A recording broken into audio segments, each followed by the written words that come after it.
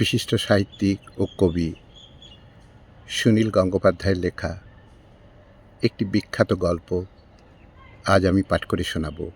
গল্প মৃত্যুদণ্ড শুরু করছি।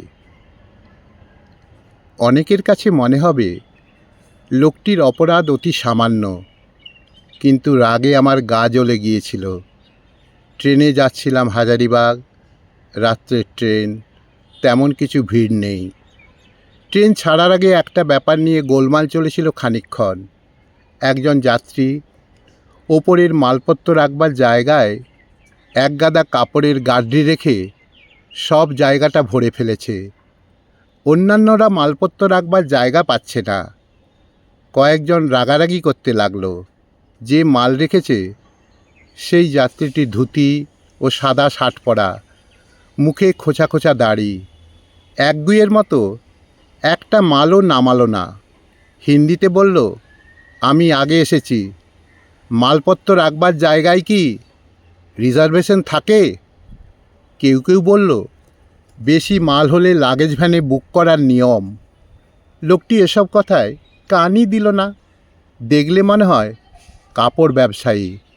আমি একা, তাই ঝগড়ার মধ্যে মাথা না গলিয়ে একটাই ব্যাগ নিচে রেখে চুপচাপ শুনতে লাগলাম। ট্রেন চলতে শুরু করতেই ঝগড়া থেমে গেল। অন্যদের লাগেজ কোনো রকমে ঠেসে ঠুসে অন্য জায়গায় রাখা হলো। ঝলমলে রঙের ছাপা শাড়ি পরা এক মহিলা জানলার ধারে বসে আগাগোড়া তাকিয়েছিল বাইরের দিকে। ঝগড়ার সময় একবারও মুখ ফেরায়নি। তার উল্টো দিকে জানলার পাশে রয়েছে কাপড়ের ব্যবসায়ীটি। কিছুক্ষণ বাদে সে ঝুঁকে মহিলাটির সঙ্গে কথা বলতেই বোঝা গেল ওরা স্বামী স্ত্রী। আগেভাগে এসে ওরা শুধু ওপরে মালপত্র বোঝাই করেনি, ভালো ভালো দুটি বসবার জায়গাও দখল করেছে। মহিলাটির মাথায় ঘোমটা দেয়া, আমার পাশেই বসে, সুন্দরীই বলা যায়। খোঁচা খোঁচা দাড়িওয়ালার স্ত্রী একেবারেই মানায় না। মহিলাটির নাকে একটা বড় নোলক, মুখ থেকে গ্রাম্যতার ছাপ একটুও মুছেনি, হয়তো বিহারের বা উত্তরপ্রদেশের। এসব গ্রামের কোনো মেয়ে যদি হঠাৎ খুব সুন্দরী হয়ে যায়, তাহলে শহরের কেউ না কেউ টাকার জোর দেখিয়ে তাকে বিয়ে করে নিয়ে যাবেই। কোনো ভালো জিনিসই গ্রামের জন্য নয়।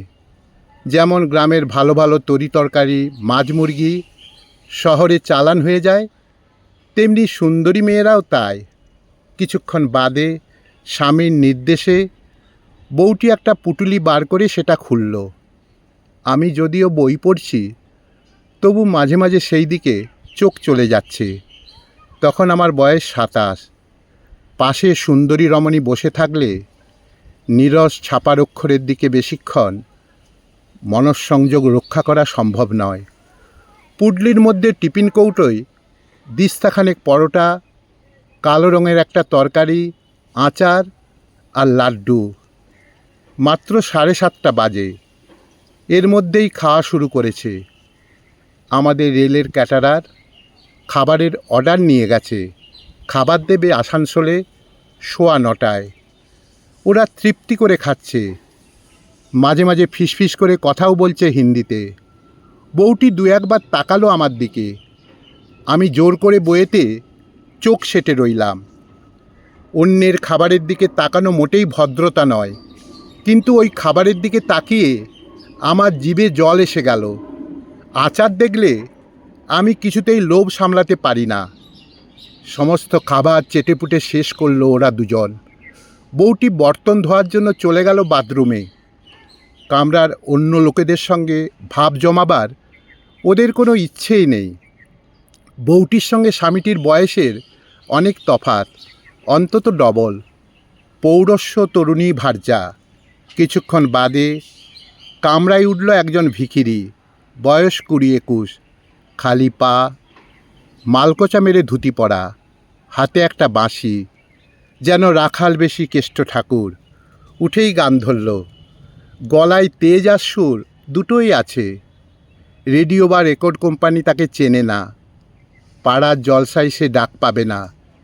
সেই জন্যেই সে আজ ট্রেনে। পরপর 3টে গান শোনালো ছেলেটি। সত্যিই ভালো গায়। 3খানা গানের পর কাপড়ের ব্যবসায়ী একটি বিশেষ হিন্দি গানের অনুরোধ করল তাকে। গানটি শেষ হওয়ার পর আরও একটি গানের অনুরোধ করল সে। সেটা শুনতে শুনতে যেন আবেশে বুজে গেল তার চোখ। গান শেষ হলে ছেলেটি হাত পাতল অন্যদের সামনে। অনেকেই কিছু কিছু দিল, আমিও দিলাম 2টি টাকা। কাপড়ের ব্যবসায়ীটি চোখ বুজেই রইল।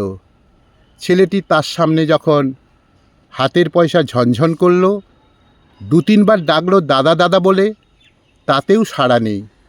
মটকা মেরে ঘুমোবার ভান করছে কিছু না দেওয়ার জন্য। ছেলেটি না পেয়ে চলে গেল। আমি স্তম্ভিত। গান শুনে কেউ পয়সা দেয় না তা ঠিক, গানের অনুরোধের পর পয়সা দিল না এটা ঠিক না। লোকটা মহা ধড়িবাজ। এরকম লোক আমি দেখিনি। কেমন যেন গা ঘিন ঘিন করতে লাগলো আমার। একটা আধুলিও তো দিতে পারত। গুম মেরে বইয়েতে চোখ ফেরালাম। কেটে গেল বেশ কিছুক্ষণ। সবাই ঘুমিয়ে নিস্তব্ধ হয়ে এসেছে কামরা। আমার চোখে ঘুম নেই। হঠাৎ আমার কাঁধে কেউ একটা রূঢ়ভাবে ধাক্কা দিল। সেই কাপড়ের ব্যবসায়ীটি। সে বেশ অভদ্রভাবে বলল, আপ যারা হাট যাইয়ে। লোকটির স্ত্রী ঘুমের ঘোরে আমার কাঁধে 2-3বার মাথা ছুঁইয়েছে। তাতে মহাভারত অশুদ্ধ হয়ে যায় কি? আমি কটমট করে লোকটার দিকে তাকালাম। লোকটি বলল, আপ ইধার উঠকে আইয়ে। ইচ্ছে হলো ঠাস করে ওর গালে একটা চড় কষিয়ে দিই। তারপর ভাবলাম, লোকটা যদি দুম করে বলে বসে আমি ওর যুবতী বউয়ের গায়ে হাত দিয়েছি, তাই সেটা না করে আমি উঠে দাঁড়ালাম এবং জায়গা বদলা বদলি করলাম লোকটার সঙ্গে। অপমানে আমার গা শিরশির করছে। কোনো দোষ করিনি, তবু লোকটার বিশ্রী সন্দেহ। লোকটা এখনও তাকিয়ে আছে আমার দিকে। ও শুধু একটা স্বার্থপর, কৃপণ, চশমখড়ি নয়, অতিশয় সন্দেহপ্রবণ, অভদ্র, অনেক কিছু। আমি বললাম, হারামজাদা, রিভলভার থাকলে গুলি করতাম।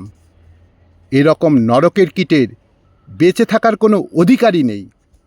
সবই মনে মনে বললাম আর ভাবলাম। এরকম মনে মনে গজরাতে গজরাতে আমি বহু লোককে শাস্তি দিই। একসময় ঘুম এসে গেল।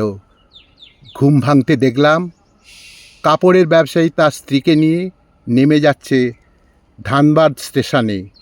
ভাবলাম আপদ বিদেয় হলো। বউটি এক ঝলক তাকালো আমার দিকে। হয়তো স্বামীর দুর্ব্যবহারের জন্য ক্ষমা চাইতে চাইছে। 3 বাদে ওই একই ট্রেনে ফেরার সময় ধানবাদ স্টেশনে দেখলাম প্ল্যাটফর্মে এক জায়গায় ভিড়, চিৎকার হচ্ছে। মনে হলো কারুর কোনো জিনিস চুরি গেছে। তাই নেমে উকি মেরে দেখলাম কান্নাকাটি করছে একজন মহিলা। সাদা শাড়ি পরা, মাথায় ঘোমটা নেই, সব চুল খোলা। একজন বলল, ও বেচারার স্বামী কাল মারা গেছে হঠাৎ। বেচারার কেউ নেই এখানে।